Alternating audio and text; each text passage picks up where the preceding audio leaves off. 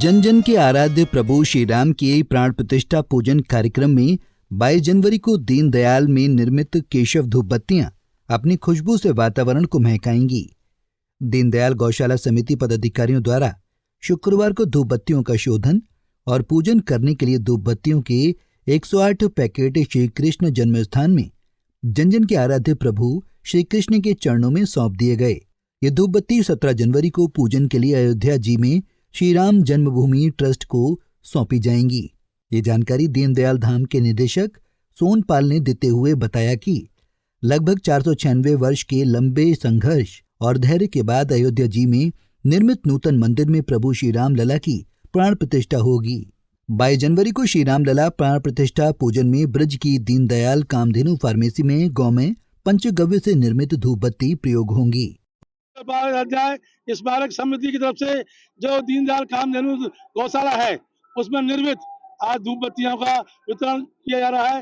जो धूप बत्तियां बनाई गई हैं उसमें 108 अगरबत्ती के पैकेट अयोध्या धाम के लिए जा रहे हैं। उस अयोध्या धाम में बदस्तूर धूप बत्ती की सेवा दीनदयाल कामधेनु धर्मशाला गौशाला की तरफ से हमेशा होती रहेगी। इसके लिए हमने अपना सेंटर खोल दिया है तथा अपना स्टोर खोल दिया है। आज उस रथ को मथुरा में जन्म स्थान पर सब भक्तों ने तथा जन्म स्थान समिति ने और केशव देव समिति ने उसका स्वागत किया है।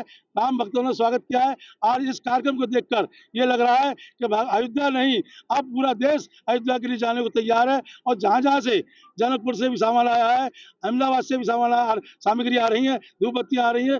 जिसको जहाँ से मन लग रहा है वो राम जी की सेवा के लिए अयोध्या में सामग्री भेज रहा है। इसको देखते हुए आज सब राम भक्तों के लिए जय जयकार है। जय अयोध्या धाम की, जय श्री राम। वहीं श्री कृष्ण जन्मभूमि के गोपेश्वर नाथ चतुर्वेदी ने बताया कि ये धूप बत्ती भगवान कृष्ण की पूजा करके भेजी जा रही हैं और गायों के गोबर से तैयार की गई हैं और सबसे पहले पूजा इन्हीं से होगी।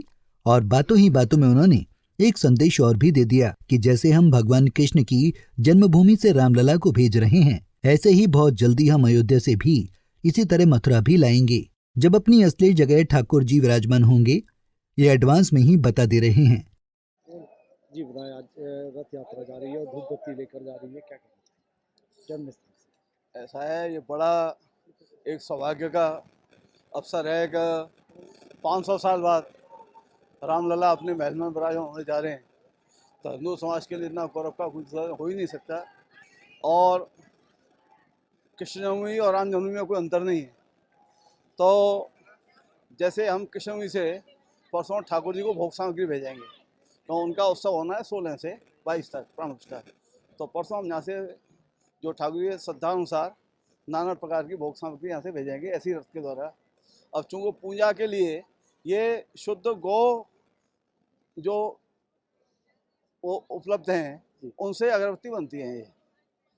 और दीनदयाल में अभी प्रकल्प परम श्रद्धेय मोहन भागवत जी उद्घाटन करने आए थे। तो ये था कि गौ माता के द्वारा जो गोबर या गोमूत्र वगैरह उसके भी विभिन्न प्रयोग किए जाएं और उसका बहुत अच्छा असर होता है। तो वह जो है वहाँ से ये गौ निर्मित अगरबत्ती सबसे पवित्र और गौ माता की वो चीज़ है, वो गोपाल की जरूर से ऐसे छोड़ क्या हो सकती है जो गौ माता। वहीं मुकेश शर्मा मीडिया प्रमुख श्री राम लला प्राण प्रतिष्ठा महोत्सव समिति ने बताया कि पूजित धूप बत्ती के 108 पैकेट 17 जनवरी को प्रातः काल पूजन शुरू होने से पूर्व अयोध्या में श्री राम जन्मभूमि ट्रस्ट को सौंपे जाएंगे। इससे पूर्व पंडित दीनदयाल उपाध्याय की जन्मस्थली दीनदयाल धाम से केशव धूप बत्तियों को दीनदयाल धाम सिलाई केंद्र में निर्मित भगवत थैलों में रखकर रथ यात्रा निकाली गई। दीनदयाल धाम ग्रामवासियों ने पुष्प वर्षा कर स्वागत किया। 22 जनवरी को होगा, वहाँ जो पूजन कार्यक्रम होगा 17 तारीख से चलेगा। उसमें यहाँ की जो दीनदयाल धाम की जो केशव धूप बत्ती हैं वहाँ जाके जाएंगी, वहाँ पूजन कार्यक्रम में जलेंगे, सुगंध बखेरेंगी। और इसी क्रम में यहाँ जो है उनका शोधन और पूजन और अनुमति लिए भगवान श्री कृष्ण से। और यहाँ से सड़क मार्ग से आगरा होते हुए हमारे समिति के 5 पदाधिकारी लगभग इनको लेकर के अयोध्या जाएंगे। 17 तारीख को सुबह वहाँ पहुँच जाएंगे और वहाँ के जो राम तीर्थ ट्रस्ट के पदाधिकारी हैं उनको ये सौंप दी जाएंगी, जिससे कि पूजन कार्यक्रम 17 तारीख से स्टार्ट हो रहा है अयोध्या में, वहाँ ये प्रज्वलित हो सके, अपने सुगंधी से वहाँ के वातावरण को महका सके। ये जो धूप है कितनी क्वांटिटी है इसकी? ये धूप बत्ती के जो है अभी 108 पैकेट्स यहाँ से जा रहे हैं। 108। बता दें कि इससे धूप बत्तियों का राष्ट्रीय राजमार्ग पर जगह जगह राम भक्तों ने पुष्प वर्षा कर स्वागत किया। जैसे ही यात्रा श्री कृष्ण जन्मस्थान पर पहुंची, रास्ते में राम भक्तों ने शंख ध्वनि और ढोल नगाड़ों के साथ पुष्प वर्षा कर रामलला हम आएंगे, दर्शन तेरे पाएंगे और जय श्री राम के गगनभेदी उद्घोष करते हुए स्वागत किया। श्री कृष्ण भूमि का वातावरण राममय हो गया।